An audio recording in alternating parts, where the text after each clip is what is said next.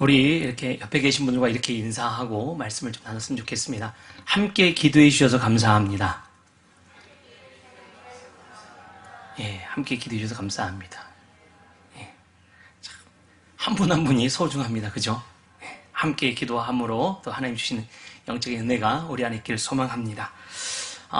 날이 많이 더워졌는데 아침 저녁으로 좀 쌀쌀한 것 같더라고요. 그래서 감기 환자가 이제 주변에 많이 생기는 것 같습니다.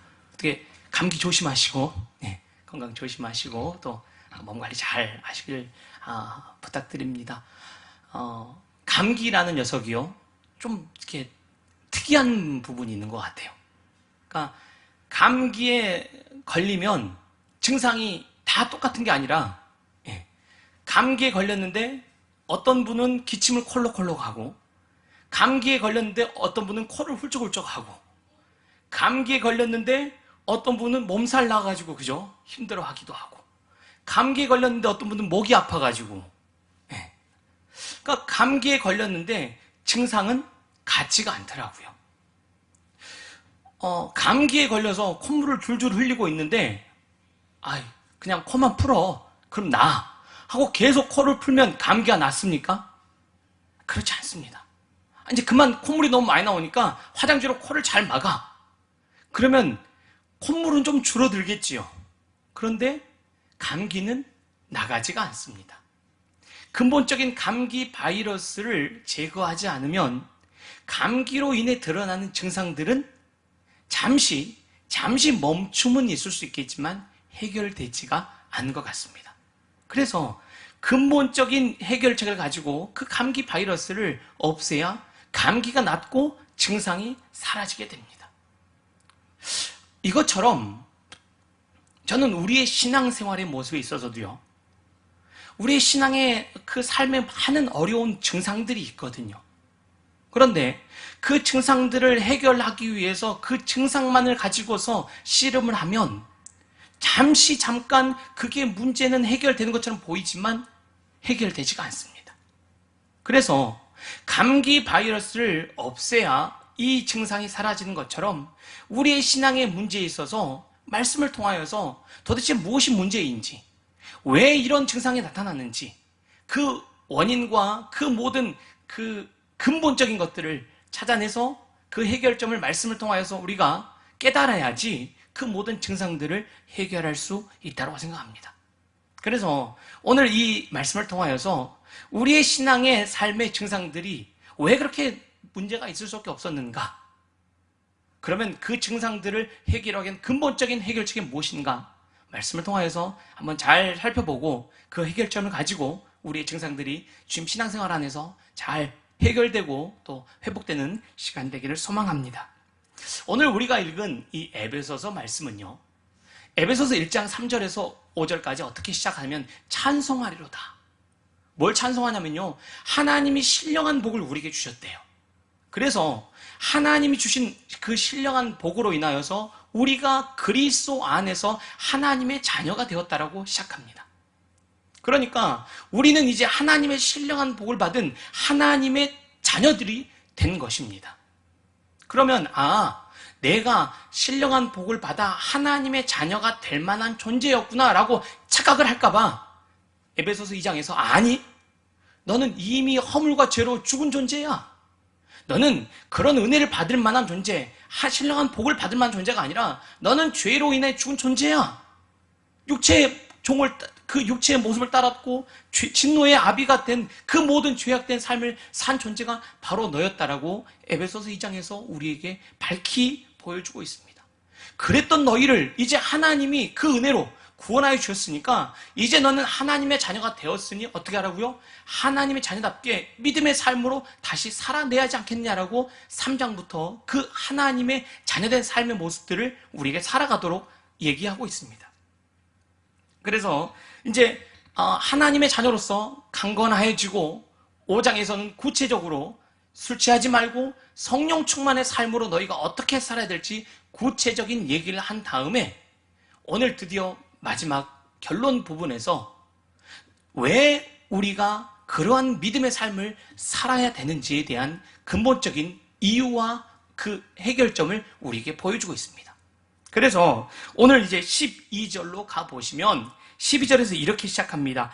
우리의 씨름은 혈과 육을 상대하는 것이 아니라는 겁니다. 여기서 이 씨름이라는 단어가요, 헬라어로 팔레에서 파생된 이 팔로라는 단어인데요. 이게 레슬링을 한다거나 치열한 싸움을 벌일 때 쓰는 단어예요. 그러니까 우리가 치열한 싸움을 벌이고 있는데 이 치열한 싸움을 지금 누구랑 하고 있냐라고 지금 우리에게 되묻는 겁니다. 한번 생각을 해보세요. 우리가 지금 삶에서 치열한 싸움을 싸우고 있는데 어디에서 지금 치열한 싸움을 싸우고 계세요? 교회만 오면 치열한 싸움을 싸우고 계십니까? 나를 괴롭히는 그러세요? 직장에 가면 나를 괴롭히는 그 원수, 내가 할 수만 있으면 내가 다 때려치고 싶은데 내가 돈이 없어서 내가 다닌다라고 혹시 다니고 계신가요? 그런데 뭐 직장이라든지 우리가 정말 어쩔 수 없어 라고 다니는 것은 정말 힘들면 그만둘 수 있을 겁니다. 그런데 정말 치열한 그 싸움을 벌임에도 불구하고 벗어날 수 없는 곳이 있습니다. 그게 어디입니까? 가정입니다. 아마 지금 이 자리에 앉아 계시지만 방금 전까지도 전쟁을 치르고 오신 분이 혹 계실지 모르겠습니다. 안 갈 수는 없고 교회 나왔지만 오기 전까지 그 가정에서 그죠? 치열한 전쟁을 치르다가 씨름을 하다가 이 자리에 앉아 계신 분도 있으실 거고, 제가 CCTV로 보지 않아서 모르겠지만 집집마다 일주일에 한 두세 번은 전쟁이 날 겁니다. 그죠? 겉으로 볼 때는 아이고 집사님 집은 그렇게 너무 좋아 보이세요. 속으로는 아이고 살아보세요. 그죠? 다 집집마다 치열한 전쟁들이 아마 지금 벌어지고 있을 것입니다. 그래서 집집마다 전쟁이 나는 것을 인정하지 않을 수 없습니다. 그 한자어에 가화만사성이라는 단어가 있잖아요. 무슨 의미입니까? 집안이 화목해야 모든 일이 잘 된다. 그죠? 집안이 화목해야 모든 일이 잘 된다. 그러니까 집안 화목한 것이 제일이다 라는 의미를 갖고 있겠죠. 그런데 역으로 집안이 화목하지 않으면 일이 안 됩니다. 그죠? 집안 화목하는 게 실제적으로 보면 제일 어려운 것 같습니다. 중요한 줄은 아는데 그게 뜻처럼 잘 안 되는 게 집안 화목한 것 아니겠습니까? 그래서 아마 오죽했으면 부부 사이를 뭐 적과의 동침이라고도 하고, 그죠? 요즘에 TV에서 동상이몽이라고 이렇게 같이 살아도 어떻게 저렇게 다른지 안 살 수는 없고 산 삶의 모습 속에서. 그런데 그 집만 그런가요? 이 집만 그럴까요? 다 그런 거 아닌가요? 다 그런 치열한 전쟁 가운데 삶을 살아가고 있습니다. 그러다 보니까 우리 스스로가 오해를 하는 그 삶의 현실이 뭐냐면 우리가 싸워야 할 대상이 지긋지긋하게 변하지 않는 남편이 있는 것 같아요. 그죠? 그렇게 늘 잔소리로 나를 억누르는 아내가 내 적인 것처럼 오인을 하고 있습니다. 그죠? 잘못된 적이, 도대체 내 적이 나를 이렇게 괴롭히는 이 사람이 적으로 여겨져서 힘들어하는 가정들이 우리의 주변에, 심지어 우리 각자에게도 아마 있지 않을까 싶습니다. 그래서 아마 속으로 이렇게 생각했을 겁니다. 저 원수만 없었으면 내 인생이 좀 덜 힘들었을 텐데, 저 원수 때문에 내 인생이 많이 힘들다라는 생각들을 속으로만 하시잖아요. 그죠? 차마 입 밖에 내지 못하고 아유 권사가 돼가지고 내가 어떻게 그런 말을 하고 속으로만. 그러다 보니까 병이 많이 나더라고요. 그죠? 겉으로 얘기를 잘하는 사람들은 또 병도 없어요. 그죠? 참고 참다 보니까 속병이 또 많이 나요. 기도를 많이 하셔야 돼요. 어쨌든 집집마다 우리 안에 치열한 전쟁 속에서 마치 집안 식구가 적인 것처럼 우리가 삶을 살아가는 경우가 많이 있다는 것입니다. 조금 더 생각해 보면요, 자녀들 입장에서도요, 요즘 시대가 그죠? 금수저가 중요한 시대다 보니까 할아버지의 경제력, 엄마의 정보력, 그래서 자녀들이 순탄하게 가면 괜찮은데 우리 부모는 못 배우고 우리 집은 가난하고 그리고 또 유전자도 우리 집은 좀 별 볼 일이 없어서 더 키도 적고 그러다 보니까 부모가 원망스러워집니다. 왜 내 부모는 이래서? 그러다 보니까 자녀와 부모의 관계 속에서도요, 원수처럼 그렇게 지내기도 합니다. 이 시대 속에서. 말을 안 해서 그렇죠. 자, 그러면 그러다 보니까 마치 우리가 우리의 이 사는 삶이 적에 둘러싸여서 치열한 씨름을 하고 있는 것처럼 우리가 현실을 살아가고 있다는 것입니다. 오늘 성경은 그래서 분명히 우리에게 말합니다. 우리의 씨름은 혈과 육을 상대하는 것이 아니라는 겁니다. 내가 생각할 때 나를 괴롭히고 너무 힘들고 정말 어떻게 하나 벗어날 수는 없고 그렇게 지금 마치 나를 괴롭히는 것처럼 보이는 이 삶의 현실 속에서 우리의 적이 이 혈과 육이 아니고 우리의 이 적이 혈과 육이 아니고 통치자들과 권세들과 이 어둠의 세상 주관자들과 하늘에 있는 악의 영들이 우리의 적이라고 성경이 밝히 말하고 있다는 것입니다. 그래서 우리는 누구에게 대항을 해야 하는 겁니까? 이 악한 영들에게 우리는 대항을 해야 됩니다. 우리가 싸워야 될 대상이 나를 힘들게 하는 남편이나 아내가 아니고요. 말을 너무 안 듣는 자녀가 아니고요.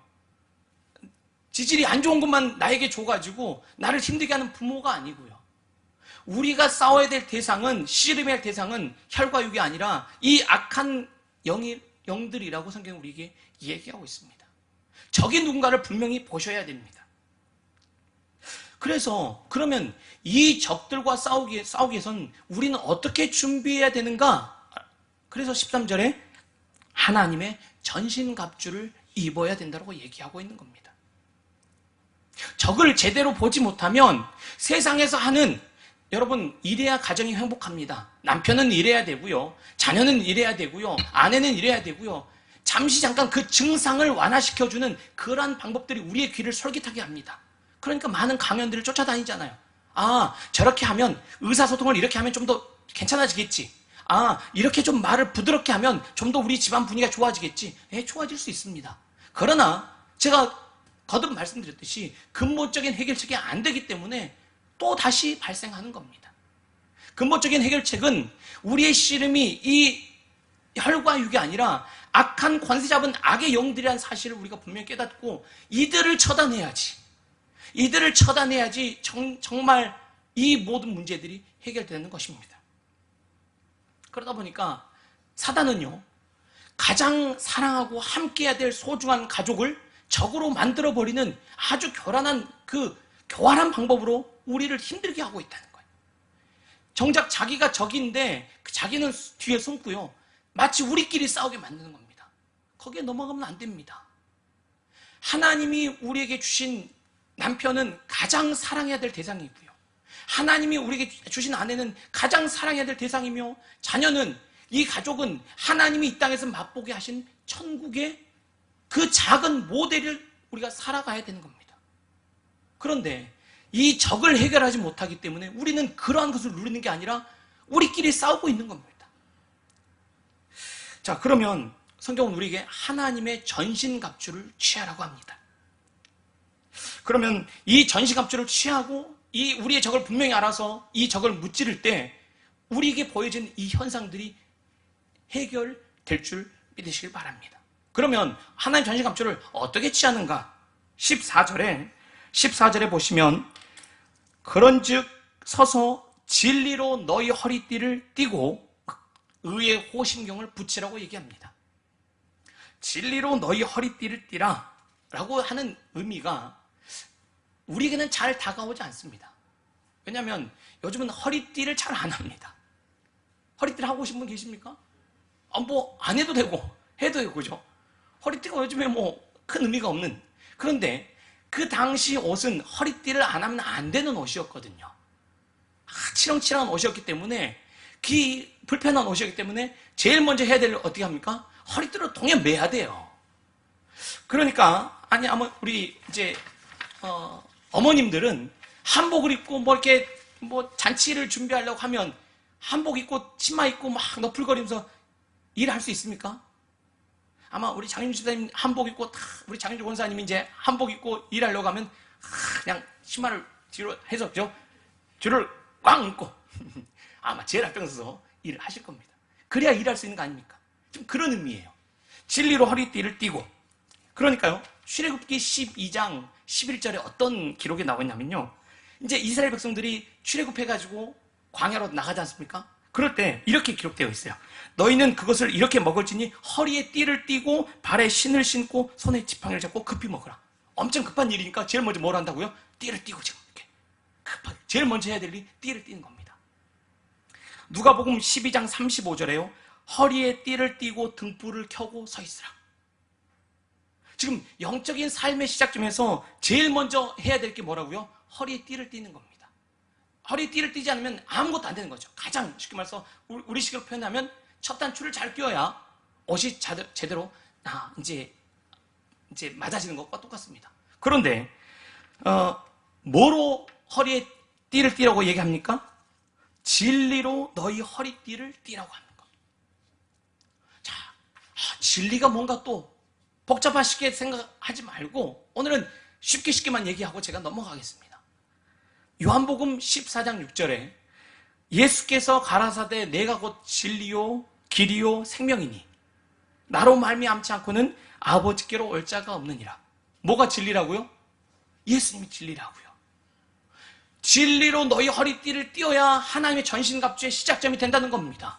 예수로 너희의 삶이 띠를 띄어지지 않으면 출발이 안 되는 겁니다. 하나님 전신갑주가. 그러면 예수로 허리띠를 띈다는 게 어떤 의미일까요? 시작한다는 게 어떤 의미일까요? 예수를 믿는다는 건 뭡니까? 나는 죽고 예수가 사는 것 아닙니까? 신앙생활 한다는 것은 내가 죽고 예수가 사는 거예요. 근데 한번 생각해 보세요. 우리는 이렇게 표현을 하고 싶습니다. 남편이 막 괴롭혀요.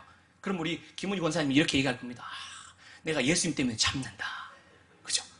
내가 옛날 성지 같아서는 오늘 뒤집어 봐야 되는데 예수님 때문에 내가 오늘 권사가 됐는데 예수님 때문에 참아야지. 이렇게 말하기가 쉽잖아요. 근데 그러면 안 된다는 거예요. 왜죠? 그러면 지금 누가 참습니까? 내가 참는 거예요, 내가. 그러면 병나요, 병나. 언제까지 참을 수 있을까요? 좋아, 내가 권사가 됐으니까 내가 5번 참아, 5번. 예수님 때문에 5번 참는데 이제 못 참아. 그렇게 된다는 거예요. 예수로 허리띠를 띈다는 것은 내가 예수님 때문에 참는 게 아니고요. 나는 죽고 내 안에 예수가 사는 거예요. 예수가 살아서 주님 맞습니다. 내가 어떤 직분인 것 간에 내가 직분이 되었으니까 참는 게 아니고요. 나는 죽고 예수가 내 안에 살아서 나의 모든 삶이 생각을 해보세요. 예수로 인하여 모든 삶이 주어지는데 내 자존심, 내 감정, 내가 원하는 것들 그게 지금 죽어있는데 뭐가 중요합니까? 그런데 내가 살았기에 어떻게 합니까? 자꾸 난 예수님 때문에 내가 참습니다. 예수님 때문에 내가 지금 한 번 더 참아요. 라고 하니까 어려움이 생기는 겁니다. 진리로 허리띠를 띠고 시작합니다.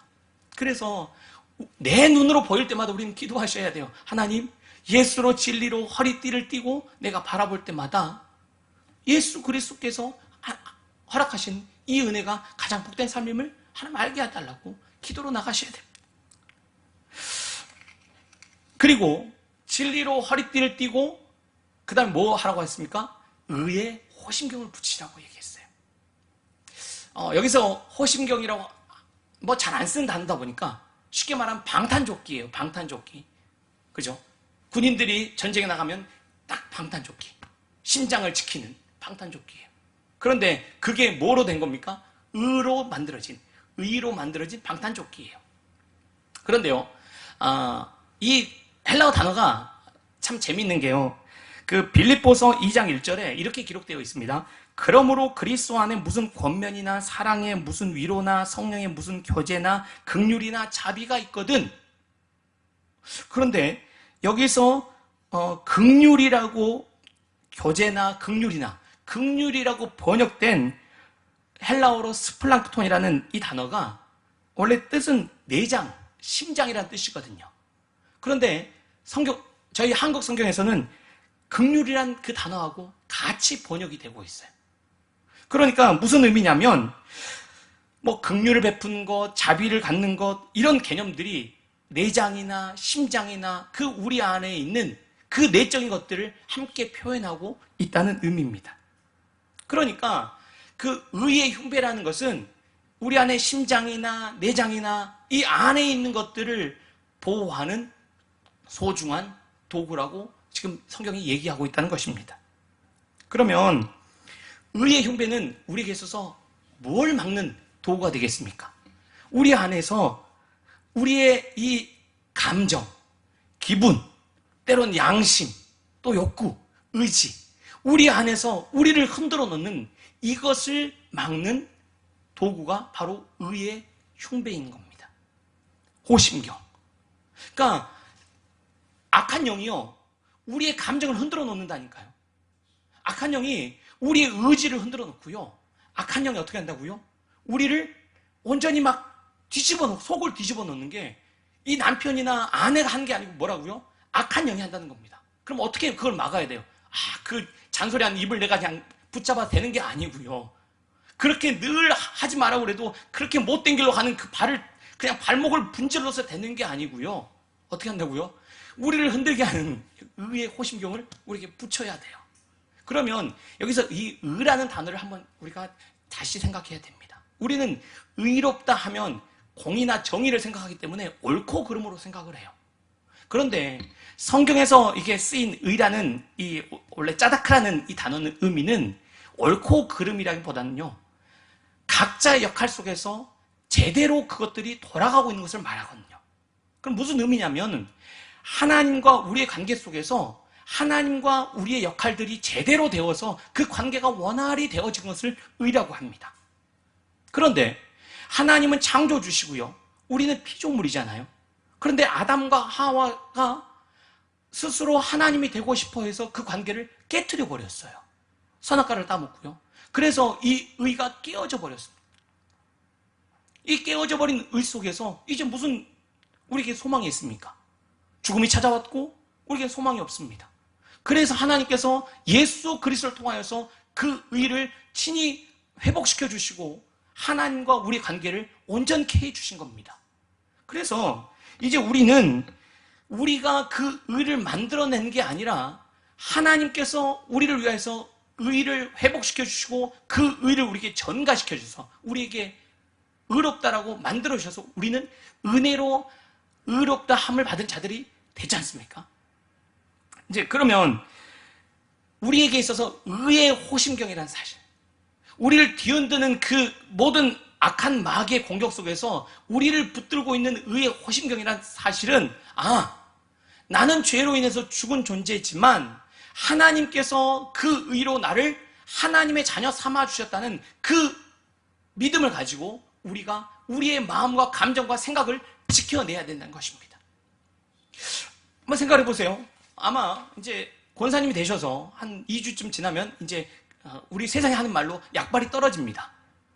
눈물로 기도하고 하나님 이제 권사로서 내가 믿음으로 살아야 할 텐데 열심히 이제 기도에도 나오고 기도했는데 슬슬 이제 힘이 빠질 만한 때가 됐어요. 나만 그런 게 아니라 다 그런 겁니다. 네, 자연스러운 거예요.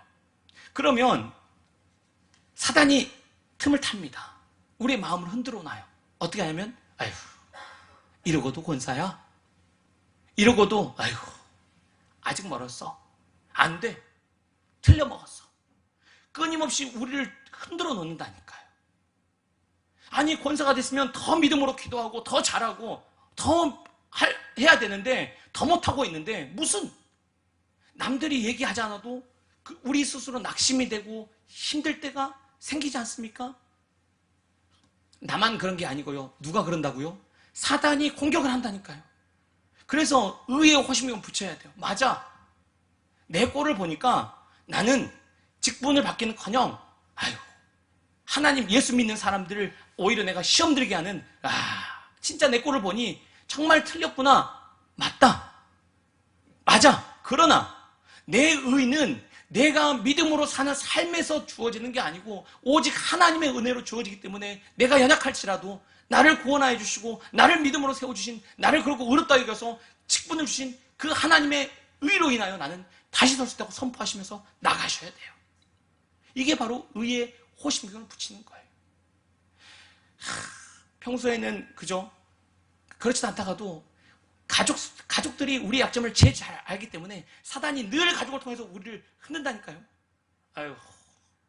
처음에는 권사 임직 받는다고 이렇게 축하해주고 그랬던 가족들이 제일 많이 공격할 겁니다. 아유, 권사가 돼가지고 또 이렇게 그러면 속이 뒤집어지지 않습니까? 그럴 때 하나님 맞습니다. 제 의가 아니고 하나님께서 제게 은혜를 주셨기에 하나님 착합니다. 그리고 하나님, 우리의 마음의 흔들림, 우리의 감정과 이 답답함을 믿음으로 굳건히 붙잡아 내셔야 돼요. 그리고 하나님의 은혜를 부여잡고 주님의 은혜 안에서 우리는 이 길을 걸어가는 겁니다. 자, 의의 흉배를 붙이고, 의의 호심경을 붙이고, 15절에 평안의 복음이 준비한 것으로 신을 신고. 자, 이제 그 마음도 다 잡고 했습니다. 가만히 있으면 됩니까? 사단이 공격하지 않으면 가만히 있어도 된대요. 사단은 끊임없이 공격한다니까요. 그래서 어떻게 해야 됩니까? 움직여야 돼요. 평안의 복음이 준비한 것으로 신을 신고, 예수 그리스도의 은혜를 아는 자는 마땅히 그 은혜를 드러내고 복음을 전하는 삶을 살아갈 수밖에 없게 되는 존재가 됩니다. 그렇지 않으면 끊임없이 점검해 보셔야 돼요. 신을 신는다는 것은 이제 움직인다는 거거든요. 전쟁에서 군인들은 전투화를 신고 그 용도에 맞는 신을 신잖아요. 평안이 복음이 얘기한 신은 뭐냐면 이제 예수 그리스도의 은혜를 받은 우리를 통하여서 우리가 평안을 전하는, 화합을 이루어가는 그 일들을 이루는 삶의 모습으로 우리가 삶을 살아가는 그 모습들을 드러낸다는 의미입니다. 그래서요, 로마서 12장 16절에서 이렇게 말합니다. 서로 마음을 같이하며 높은 데 마음을 두지 말고 도리어 낮은 데 처하며 스스로 지혜 있는 채 하지 말라. 그 복음으로 인하여서 우리가 하나님의 은혜로 구원받은 자임을 알 때 우리가 높은 데로 가야 됩니까? 낮은 데로 가야 됩니까? 낮은 데로 가야 되는 거죠. 내가 낮은 데로 가서 남을 섬기면 일이 좋아져요.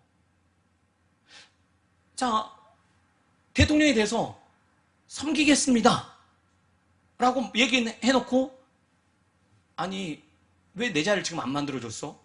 아니 지금 이런 식으로 돼? 화를 내고 있다라면 지금 어디로 가고 있는 겁니까? 높은 데로 가는 거잖아요. 그러면 한번 생각을 해보십시오. 우리가 하나님께서 주신 은혜가 많으면 많을수록 일이 더 쉬워지겠습니까? 어려워지겠습니까?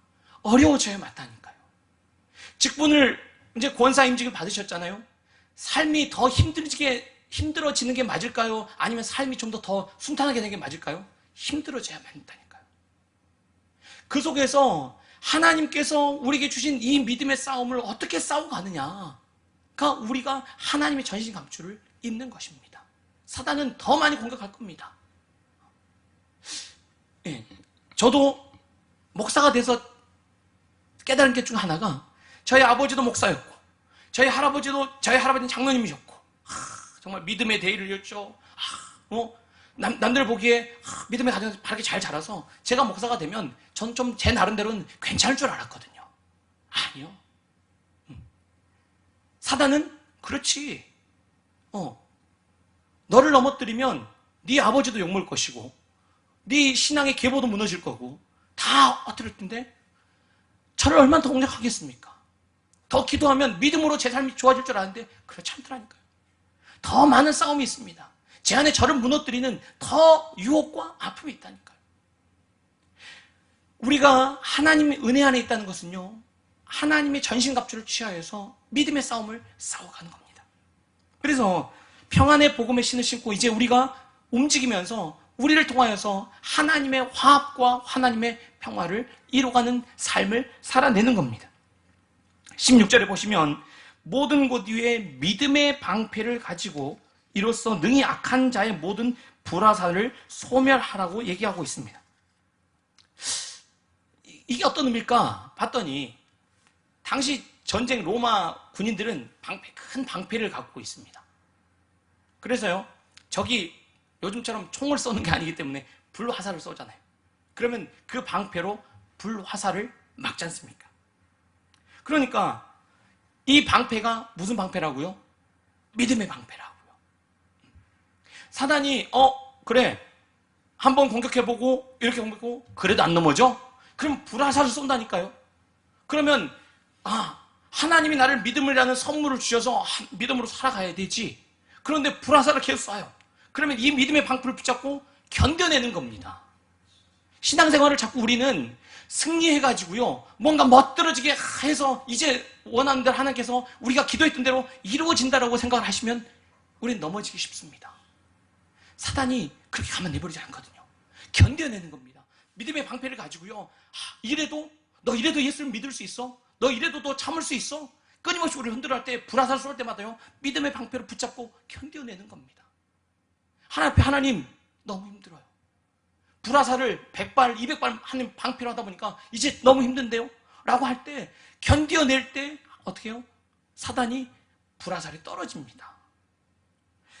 그래서 생각해 보세요. 우리 안에는요, 우리가 자격이 있음이 아니기 때문에 우리의 뭐가 있냐면요, 죄의 쓴뿌리가 있습니다. 그래서 우리가 살아온 삶의 죄의 쓴뿌리가요, 기도는 함에도 불구하고 순간순간 삐져나올 겁니다. 전에, 예수 믿기 전에 여러분 살아왔던 그 삶의 모습들, 또 여러분 받았던 상처들, 아픔들, 그런 것들이 그렇게 기도함에도 불구하고요, 안 떨어지고요, 생각하지도 못한 데 막 삐져나와요. 그래서 아마 스스로 깜짝 놀랄 때가 있을 겁니다. 어떻게 내가 이러지? 어떻게 이러지? 그게 사단이 우리에게 쏘는 불화살이라니까요. 그래서 그런 것들을 통하여서 넘어지는 게 아니라, 나는 그럼에도 불구하고 하나님께서 나를 지키고 보호하셔서 믿음으로 갔다는 이 믿음의 방패를 가지고 견뎌내시는 겁니다. 붙잡고 그 자리에서 견뎌내는 겁니다. 자, 마지막 우리 정리하고 이제 말씀을 맺으려고 합니다. 17절에 구원의 투구와 성령의 검 곧 하나님의 말씀을 가지고, 자, 구원의 투구라고 지금 표현을 하고 있는데요. 이 구원의 투구를 좀 이제 이해하려고 하면 데살로니가전서 5장 8절에요. 이렇게 기록되어 있습니다. 우리는 낮에 속하였으니 근신하여 믿음과 사랑의 흉배를 붙이고 구원의 소망의 투구를 쓰자. 그러니까 구원의 투구에다가 지금 뭐가 더 붙어 있습니까? 소망. 우리 그리스도인들은 이 땅이 끝이 아니지 않습니까? 소망이 있으면 소망이. 언제까지 버텨야 됩니까? 사람들이 그럽니다. 아이고, 이제 이만큼 하면 되지 않아? 뭔가 잘못하고 있는 것 같지 않아? 신앙생활이 이제 이만큼 했으면 하나님 복을 주실 때가 되지 않았을까? 자녀들이 좀 이만큼 이제 이렇게 했으면 뭔가 좀 좋은 일이 벌어지는 거 아니야? 라고 우리를 마치 이 땅 안에 가두어 놓습니다. 우리는 이 땅이 전부가 아니지 않습니까? 그래서 구원의 소망의 투구를 쓰고 어떻게 해요? 견뎌내는 겁니다. 견뎌내는 거예요. 신앙생활을 자꾸 우리는 악한 마귀와 싸우고서 무찌르고, 그래서 승전고를 울리고 해서 그럴 것 같은데요, 신앙 삶이 참 견딜 게 많습니다. 어제도 울었는데 오늘 또 울어야 되고요, 오늘 또 울었는데 내일 또 울어야 되고요. 그런데 감당케 하시는 그 하나님의 은혜 속에서 소망을 주시기 때문에 또 우리는 나갈 수 있는 겁니다. 우리가 싸워야 될 무기는 한 가지밖에 없습니다. 뭡니까? 성령의 검 곧 하나님 말씀을 가지라. 그래서 늘 말씀 묵상이 우리에게 힘입니다. 사단 마귀가 예수님을 광야에서 시험했을 때 예수님이 어떻게 물리셨습니까? 말씀으로 물리셨잖아요. 말씀, 또 말씀. 하나님, 진리의 말씀, 성령의 말씀, 그 이 검을 가지고 하나님 할 수 있도록 우리를 시험에 빠지게 만들고 힘들게 하는 그 사단의 공격이 있을 때마다 어떻게 해요? 우리가 늘 묵상했던 그 말씀이 살아 움직여서 우리를 능히 감당케 하시라 믿습니다. 성령의 검, 이 말씀으로 우리는 무장하셔야 됩니다. 됐다, 이제. 다 악한 공격을 막고, 이제 난 성령의 검을 들고, 이제 말씀으로 적을 싸워 이기면 내 삶이 승리하리라는 기대를 가질 수 있겠지만, 18절에 보시면 어떻게 합니까? 모든 기도와 간구를 하되 항상 성령 안에서 기도하고 이리하여 깨어 구하기를 항상 힘쓰며 여러 성도를 위하여 구하라. 우리가 준비하면 될 것 같은데 된다는 얘기입니까? 안 된다는 얘기입니까? 안 된다는 겁니다. 모든 기도와 간구를 하되 항상 성령 안에서 기도하고 끊임없이 쉬지 말고 기도하라는 얘기입니다. 그래야 우리가 우리에게 주어진 이 삶을 하나님 전신갑주를 갖고 살아갈 수 있다는 것입니다. 자신을 위해서, 그리고 또 어떻게 해요? 여러 성도를 위하여서, 19절부터는 감옥에 있는 바울을 위하여서. 그래서 우리가 기도할 때 나를 위하여서, 우리 가족을 위하여서, 우리 성도를 위하여서, 우리 목사님을 위하여서 기도하셔야 돼요. 그래서 하나님께서 온전히 우리를 붙잡으시는 능력을 경험하셔야 됩니다. 그러면 이 하나님의 전신갑주를 가지고 우리가 믿음으로 나가면 싸워야 될 때 안 싸우고요. 우리가 정말 우리의 적과 괴로워하는 게 아니라 하나님께서 우리에게 주신 가족 안에서는 참 평화를 누릴 수 있을 것이고요. 세상과 싸워야 되는 악한 적들과는 싸울 수 있을 것입니다. 이 세상의 사람은 하나님께서 우리에게 사랑하라고 주신 대상입니다. 제가 이 말씀을 깨닫고 나니까 그래서 원수는 원수를 사랑하라고 하셨구나. 사람은 사랑의 대상입니다. 우리 힘으로 어떻게 용서합니까? 원수는 죽여야죠. 아니요. 하나님께서 우리에게 적이 누군가를 분명히 알려주실 때 우리의 적이 혈과 육이 아니라 악한 권세 힘을 우리가 깨달을 때는 이젠 우리가 대상이 하나님의 사랑을 나눠야 될 대상인 줄 믿으시길 바랍니다.